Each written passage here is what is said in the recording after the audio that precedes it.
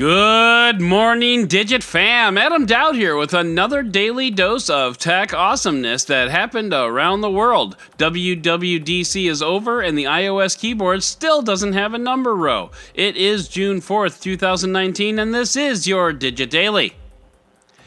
As promised, today is all about WWDC, and there is a lot to unpack here, so let's get right to it. Now, remember, Android people, this isn't about who did what first, it's about what's new for iPhone users, okay? So let's start things off with iOS 13. There's a boatload of improvements to the OS, including dark mode and swipe typing. Apple spent a lot of time talking about its goth side, or emo side if you're a millennial. I'll be honest, dark modes have never been a priority of mine, but suffice it to say, it's dark, yada yada, battery savings, I get it. Also, iOS users can now rotate videos, and yes, seriously, why is this not a thing yet? One of the bigger announcements was with iPad OS, which is sort of a fork of iOS meant specifically for the iPad.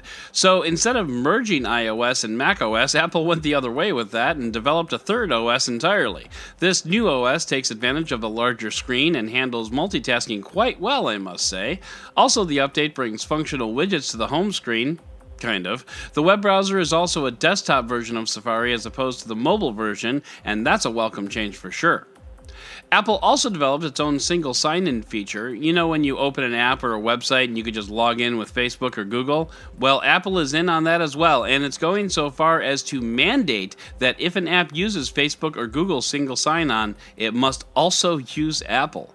The primary benefit here is privacy, because of course it is. Users can determine how much information the app developer gets. Apple even goes so far as to generate a random email address which forwards to your legit address. Sweet.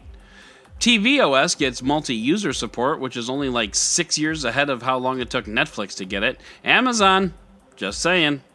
Plus, you can BYOC, bring your own controller to tvOS and iOS for that matter. Apple now supports the Xbox One S and PlayStation 4 controllers.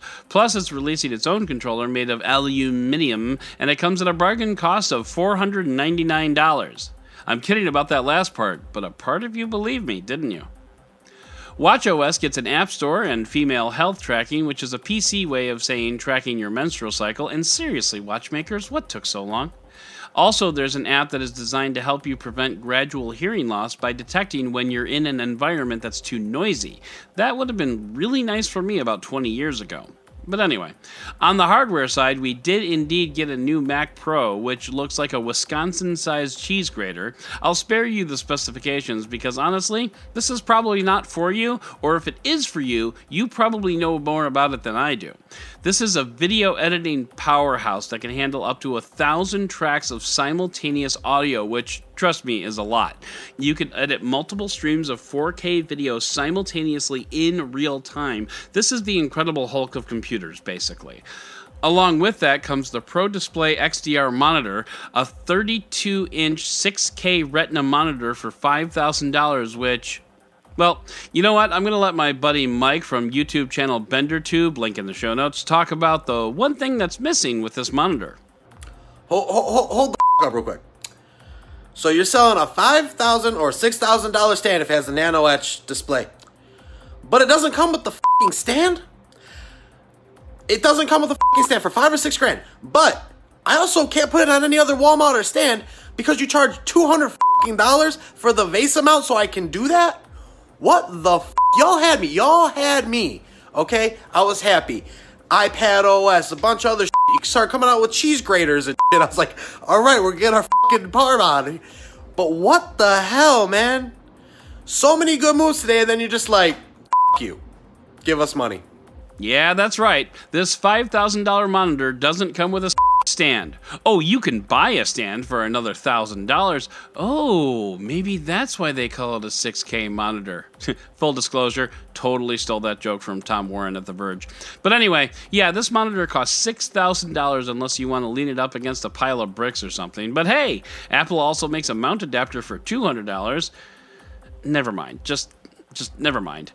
iTunes is dead, although Apple never really said it. They had a mildly amusing thing where they joked about putting a calendar and mail into iTunes, but then they moved on to talk about music, TV, and podcast apps, which follows along with Apple's philosophy, Just pretend it didn't happen. Overall, it was an interesting day. Notifications and the built-in keyboard on iOS are still a train wreck, but it was a good day for iPad users, so we'll take it. And by that, I mean we'll take it right into the roundup!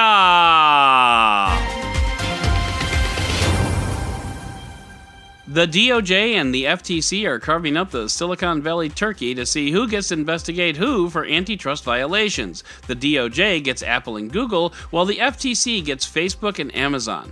This is a bad day for big tech. Just be wary if certain members of the DOJ suddenly start getting new Mac Pros. Just saying. Jimmy Westenberg over at Android Authority has a wish list for the next Pixel phone, at least 6 gigabytes of RAM, and in 2019 you wouldn't think you'd have to actually wish for that, but anyway.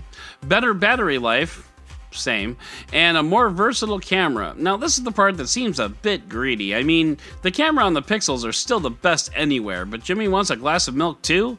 I mean, I get it, just surprising. Yesterday, we talked about Google services going down. Today, we find out why. It turns out that an update intended for a small batch of servers went out to a large batch of servers, and this caused the network to only use about 50% of its capacity. It's kind of like a 4-lane highway that suddenly gets knocked down to 2 lanes. Well, you know how that usually goes.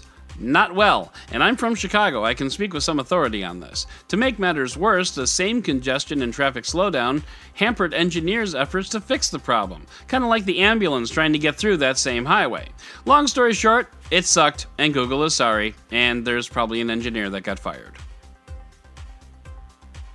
If you're looking for a Bluetooth speaker for your Digit Daily consumption, may I suggest the Ultimate Ears Wonderboom 2.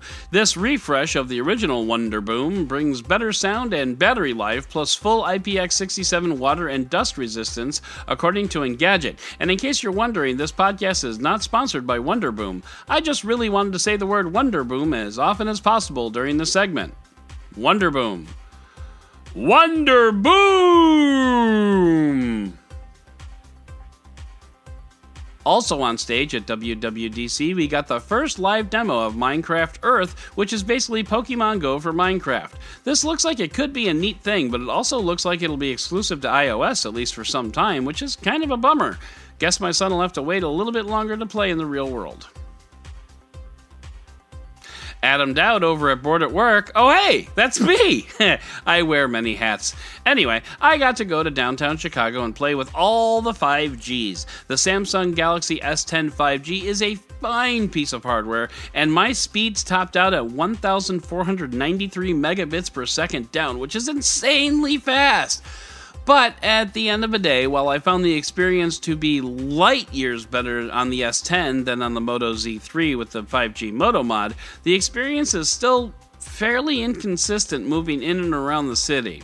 We're not there yet, folks, but we're a lot closer. If you're a prolific coffee drinker, I have some great news for you. It turns out you can drink as much coffee as you want, even up to 25 cups a day, and it won't harm you, and that's really great news. And BRB, I need to go get more coffee. And finally, the world's largest and furthest offshore wind farm came online yesterday. It's currently operating at only half capacity, but expects to reach full capacity sometime next year. Once complete, it will generate enough power for 1 million homes. And how much power is that, you might ask? 1.21 gigawatts! 1.21 gigawatts! Great Scott! That's right, 1.21 gigawatts. Great Scott. So that is going to do it for today's Digit Daily. If you'd like to learn more about any of these stories, check out the links in the show notes and subscribe to our daily newsletter on Digit.com. And if you like what you heard, subscribe and leave a review, and don't forget to tell your friends about DigitDailyPod.com. Once again, I'm Adam Dowd, Dead Technology on Twitter, and we'll talk again tomorrow. And Wonderboom. Okay, I'm done.